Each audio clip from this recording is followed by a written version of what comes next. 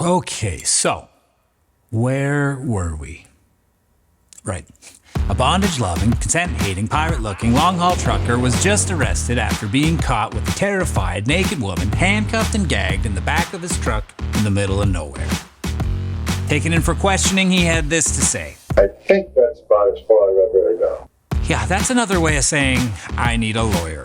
Okay, that brings us up to speed. This is part 2 of Robert Rhoades, the truck stop killer. If you didn't get a chance to watch part 1 yet, you probably should do that first. Or don't. I can't make you, but you should. It's good. I promise, it's good. The link's down in the description below. And hey, also don't forget to subscribe and comment and like and all that other YouTube engagement stuff. You'd be doing me a big, big, big, big favor. So, back to Rhoades. Lawyer or not, the evidence was stacked against him, so he took a plea deal and was sentenced to 6 years behind bars for the crime. And that brings us to the end of part 2. Isn't it so nice when the cops just arrest someone and have them locked up before they can go on to commit more crimes? What a neat and tidy case. Good job, police. But hold on a sec, wait. If he's in jail after just one assault case, how does he go on to be known as the notorious truck stop killer? What, was he like driving around the laundry truck or something in prison? Sneaking in some kidnapping and murder en route? Remember in part 1 how I said Rhoades was caught essentially by accident? Whoops. Remember I said there was no grizzled detective with a hunch that became obsessed with catching the elusive truck stop killer? They didn't have any open cases. They weren't even aware of a serial killer on the loose on the highway. The nickname the truck stop killer didn't even exist. Yet. Well, finally, after his arrest, we got our grizzled detective. This guy. A special kind of evil. Bob Lee, a special agent with the FBI. But just a sec here. Oh, hey, if you watch this channel frequently, you know that I have a tendency to sometimes go off on like tangents from time to time, or kind of like most of the time. And you know what? I'm about to do that right now. So if you just want boring old story time, just skip ahead to this time code. Otherwise, truck stop killer? What a shitty nickname. These guys usually get their nicknames from the press. What are we gonna call this guy? Dr. Octopus. That's crap. Unless you're shitty Dennis Rader, who gave himself his own nickname, complete with a logo that he designed himself with boobs in it, like a 5-year-old made it.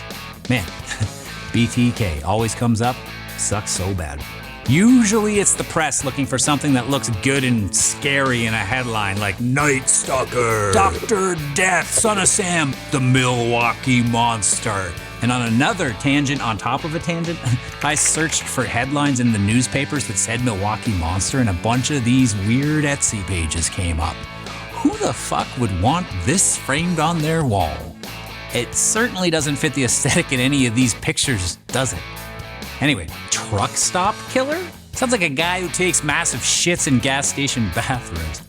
Just makes me picture Seabass from Dumb and Dumber. I guess it's not quite as bad as the weepy voice killer. Seems like I've run out of waiting time. Which, you know, brings up another debate. Should we even be giving these guys cool sounding nicknames? Laser! I say no. I say we stop that. We should be giving them nicknames that take some of the mystique out of it. I've seen things floated around on the internet like Micro Penis Maniac or Bobby Dipshit, the stupid murderer. David Berkowitz, he even gave us the perfect chance back in the day. He referred to himself as Beelzebub, the chubby behemoth. We could have called the guy Chubby B instead of Son of Sam.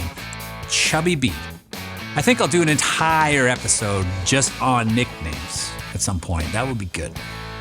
But as for Robbie, it seems our guy Bob, the FBI special agent, couldn't shake the feeling that maybe, just maybe, the most terrifying looking guy he'd ever seen, the guy who had modified his truck sleeper compartment with chains and bolts for restraining people, maybe, just maybe, he'd done this type of thing before. Maybe this wasn't the first time. So Bob decides to look into Robbie's background.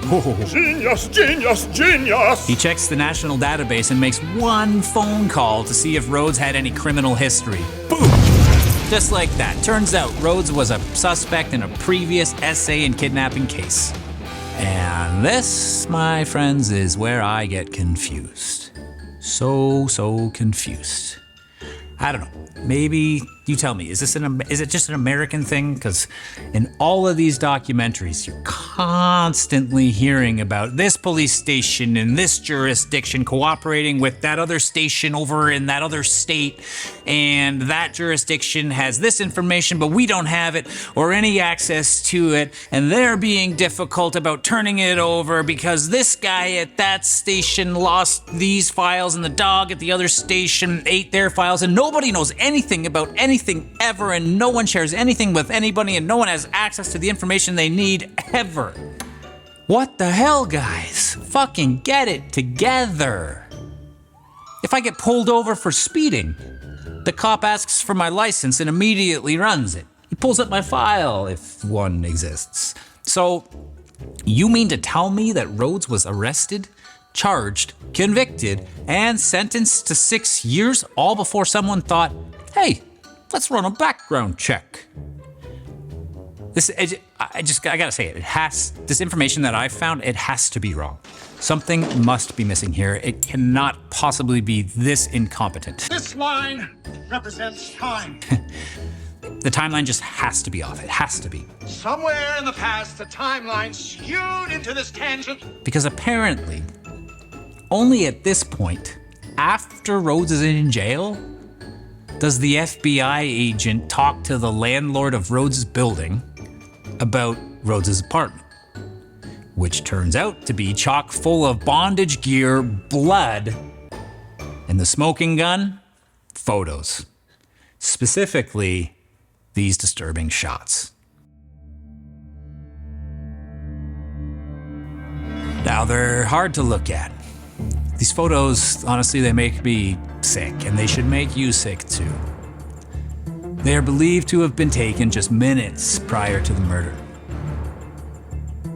So armed with the photos of the unidentified girl, Bob Lee is now fully morphed into the grizzled detective who will stop at nothing to get to the bottom of his case.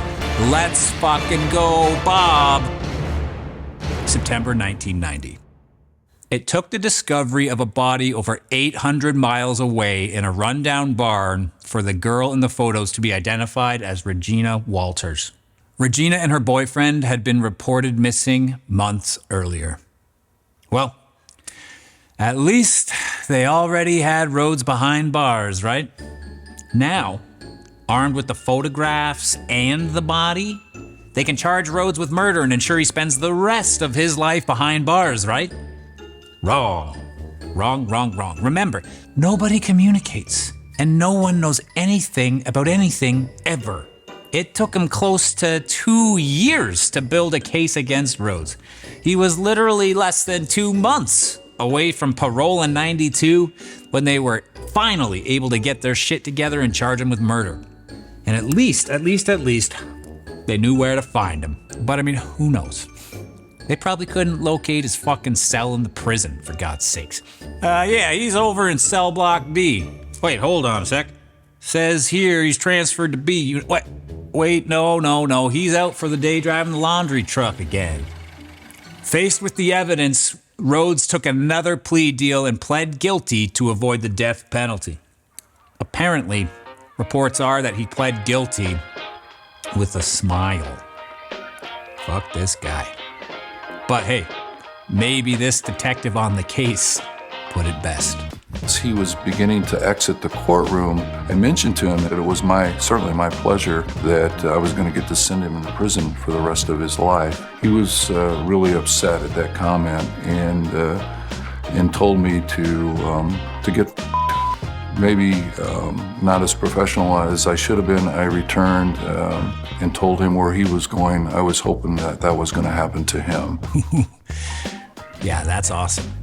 After serving 20 years just before he was eligible for parole again, he was connected to and charged with the murder of 2 more hitchhikers, and again pled guilty. Now, he's never getting out. Thank God. Well, that about does it for me today, folks. I guess part 2 didn't end up quite as long as part 1, but what can you do? What do you guys think of this whole 2-part format anyways? I've been trying to mess around with a bunch of different things on this channel, trying to just find something to jumpstart the old algo, find something that works and hits, you know? I just want this channel to be a place for conversation and community, so jump in down there in the comments and let's chat. Introduce yourself. If you're new here and you made it this far into the episode, wow, thanks so much. I hope you'll subscribe and share this channel with your friends. I've also got merch available these days over at breakfastcereal.store, where you can pick up the boxes and some of our new Stop the Swing Set campaign merch that we've got. Do me a favor and murder that subscribe button and hit that notification bell, because I've got new killer content dropping all of the time.